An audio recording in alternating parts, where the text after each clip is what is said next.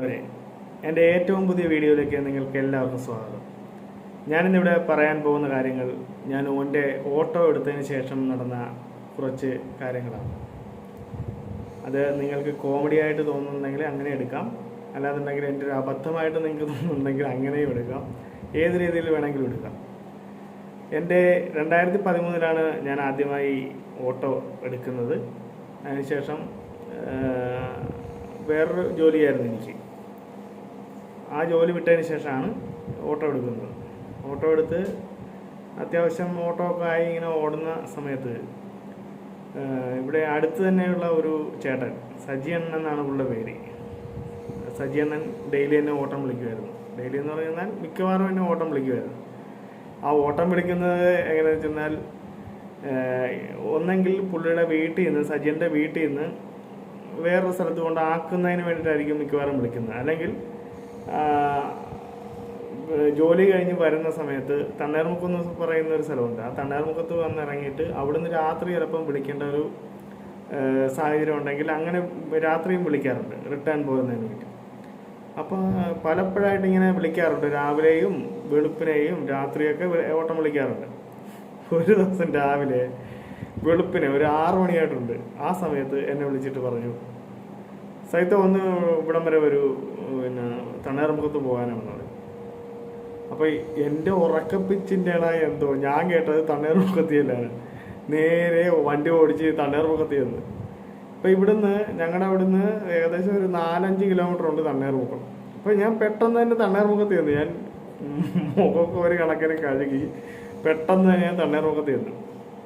തണ്ണീർമുഖത്ത് ചെന്നിട്ട് കുറച്ച് നേരം കഴിയുമ്പം സജിയണ്ണൻ എന്നെ വിളിച്ചിട്ട് ചോദിച്ചു, സൈത്ത് എവിടെ നിൽക്കണം?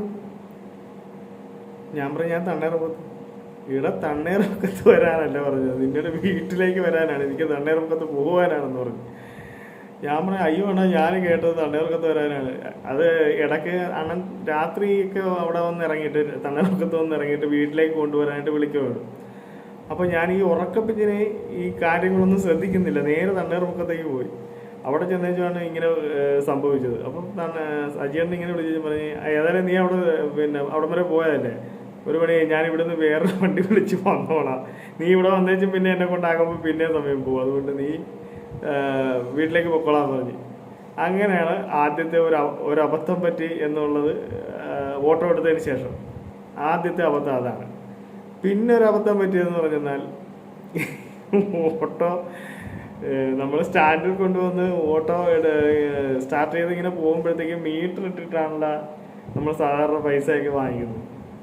അപ്പോൾ അന്ന് ഞാൻ എൻ്റെ പുതിയ വണ്ടി എടുത്തതിന് ശേഷം മിക്കവാറും ചിറ്റയുടെ, എൻ്റെ അമ്മയുടെ അനിയത്തിയുടെ വീട്ടിലാണ് ഞാൻ കൊണ്ട് വണ്ടി ഇടാറുള്ളത്. വീട്ടിലേക്ക് റോഡ് ഇട്ടിട്ടില്ല ആ സമയത്ത്. അപ്പോൾ കുറച്ച് ഒരു കിലോമീറ്ററോളം അപ്പുറമുള്ള എൻ്റെ ചിറ്റയുടെ വീട്ടിലാണ് കൊണ്ടുപോയിടുന്നത്. അപ്പോൾ രാത്രി ഞാൻ ഈ ഓട്ടം കഴിഞ്ഞ് അങ്ങോട്ട് പോകുന്ന വഴിക്ക് ഒരു ചേട്ടൻ എന്നെ കൈ കാണിച്ച് ഓട്ടം വിളിച്ചു. അപ്പോൾ അങ്ങോട്ട് പോകുന്ന വഴി ആ ഓട്ടോ സ്റ്റാൻഡിൻ്റെ അടുത്ത് തന്നെ, വേറൊരു ഓട്ടോ സ്റ്റാൻഡിൻ്റെ അടുത്ത് തന്നെ. അപ്പോൾ ആ ഓട്ടോ സ്റ്റാൻഡിൽ വേറെ ഓട്ടോ ഒന്നും ഇല്ലാത്തതുകൊണ്ട് എന്നെ കൈ കാണിച്ച്. അപ്പം ഞാൻ ഓട്ടോ എടുത്തിട്ട് 2-3 ദിവസമായുള്ളൂ. ടെസ്റ്റൊക്കെ കഴിഞ്ഞ് ഓടാൻ തുടങ്ങിയതേ ഉള്ളൂ. അപ്പോൾ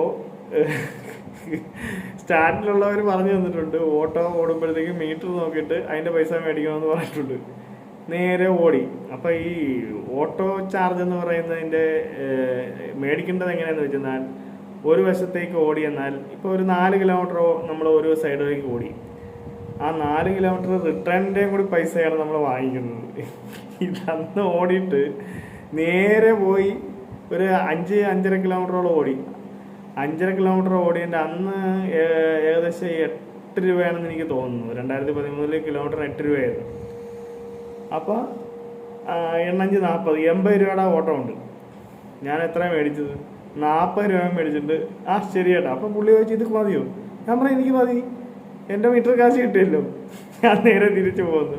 അതാണ് അങ്ങനെ ഒരു അബദ്ധം എനിക്ക് പറ്റിയിട്ടുണ്ട്. ഇതാണ് 2ാമത്തെ അബദ്ധം. ഞാൻ ഈ ഓട്ടോ എടുത്തതിന് ശേഷം, നമുക്ക് ആദ്യമായിട്ട് ഓട്ടോ എടുത്തിട്ട് ഇങ്ങനെ വരുമ്പോഴത്തേക്കും നമുക്ക് പലതും അറിയാൻ പാടില്ലാതെ വരും. അത് ഈ മീറ്റർ നോക്കി ഓടണതിൻ്റെ നമ്മൾ അറിയണം. അതുപോലെ തന്നെ കൃത്യമായിട്ട് എവിടെയാണ് ചെല്ലേണ്ടതെന്ന് മനസ്സിലാക്കി നമ്മൾ പോകണം. അങ്ങനെയുള്ള കുറേ കാര്യങ്ങളുണ്ട് നമ്മൾ ഇതിനകത്ത് ശ്രദ്ധിക്കേണ്ടത്. പിന്നെ ഓട്ടോ ഓടിക്കുന്നവരുടെ വേറൊരു ശ്രദ്ധിക്കുകയാണെന്നുണ്ടെങ്കിൽ നമ്മൾ എപ്പോഴും ടയർ ചെക്ക് ചെയ്തിരിക്കണം, എയർ എപ്പോഴും അതിൻ്റെ അകത്തുണ്ടോ എന്നുള്ളത് ചെക്ക് ചെയ്തിരിക്കണം. പിന്നെ നമ്മുടെ വണ്ടി നല്ല കണ്ടീഷനാണോ എന്നുള്ളത് ശ്രദ്ധിക്കണം. പിന്നെ എപ്പോഴും തൂത്തുടച്ച് കൊണ്ടു നടക്കണം. ഞാനങ്ങനെ അധികം തുടക്കാറൊന്നും ഇല്ല, എങ്കിലും അത്യാവശ്യം ഇടയ്ക്ക് ഞാൻ തൂക്കുകയും അതുപോലെ തന്നെ തുടക്കുകയൊക്കെ ചെയ്യാറുണ്ട്. അത് വെള്ളം ഒഴിച്ച് നല്ലപോലെ കഴുകി വൃത്തിയാക്കണം. അതുപോലെ തന്നെ ഓയിൽ ചേഞ്ച് കൃത്യമായിട്ട് നടത്തണം. എന്നാലും നമ്മുടെ ഓട്ടോയ്ക്ക് റണ്ണിങ് എപ്പോഴും ഉണ്ടാവുള്ളൂ. നമ്മുടെ എൻജിൻ സംബന്ധമായിട്ടുള്ള പ്രശ്നങ്ങൾ കൂടുതൽ ഉണ്ടാകാതിരിക്കാൻ വേണ്ടിയിട്ടാണ് ഓയിൽ ചേഞ്ച് എപ്പോഴും നടത്തണമെന്ന് പറയുന്നത്. അപ്പോൾ അതാണ് നമ്മൾ ഇപ്പോൾ ഈ ഓട്ടോ ആയിട്ട് ബന്ധപ്പെട്ടിട്ടുള്ള ഈ കുറച്ച് കാര്യങ്ങൾ. ഇനിയും ഞാൻ ഈ വേറെ വീഡിയോ ആയിട്ടൊക്കെ വരാം. ഏതായാലും ഈ വീഡിയോ നിങ്ങൾക്ക് ഇഷ്ടമായെങ്കിൽ ഒരു ലൈക്ക് ചെയ്യുക, സബ്സ്ക്രൈബ് ചെയ്യുക, ഷെയർ ചെയ്യുക. ഓക്കെ.